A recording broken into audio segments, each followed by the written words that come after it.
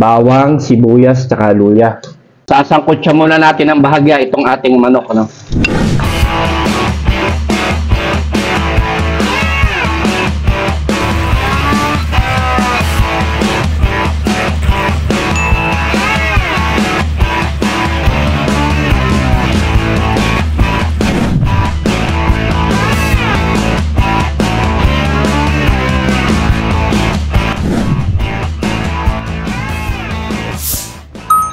Good morning mga paps, isang pinagpalang araw po ulit sa ating lahat, ano?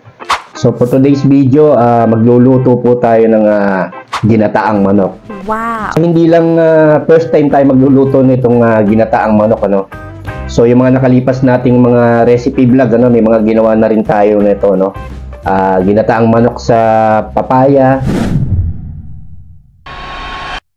ginataang manok sa malunggay, no? So ngayon ang gagawin natin magluluto tayo ng ginataang manok pa rin, no? Pero may sitaw, no?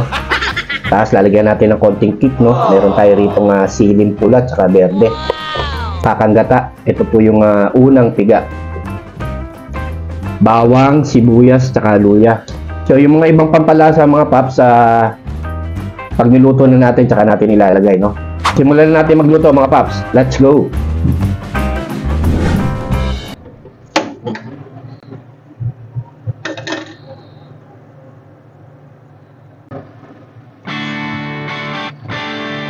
So magigisa muna tayo ng luya, mga paps. Sunod natin yung ating bawang, sibuyas. Sasangkot siya muna natin ng bahagya itong ating manok, no?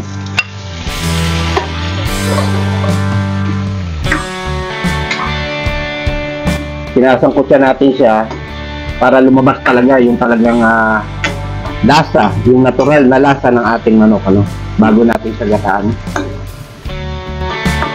So yun mga paps, pwede na natin timplahan pero mga pampalasa. Bigyan natin ng pamintang durog o pepper powder, no? Bigyan din natin siya ng additional na pampalasa, no? Seasoning granules. Para mas malasang malasa, lagyan natin ng konting patis.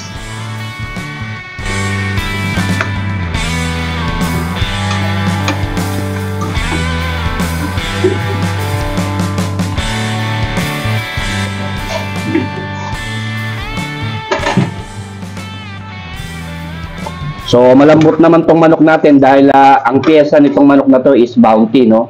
Yung mga malilit na manok, no? So alam naman natin pag mga bounty na manok, madaling palambutin, ano? Malalambot ang karne niya. So ibubuhos na natin yung gata mga paps.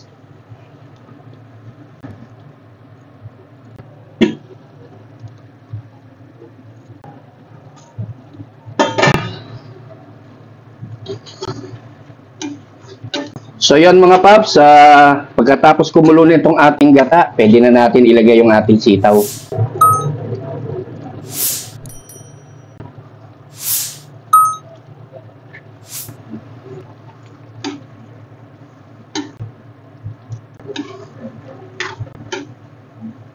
Lagay na natin yung ating sili mga paps.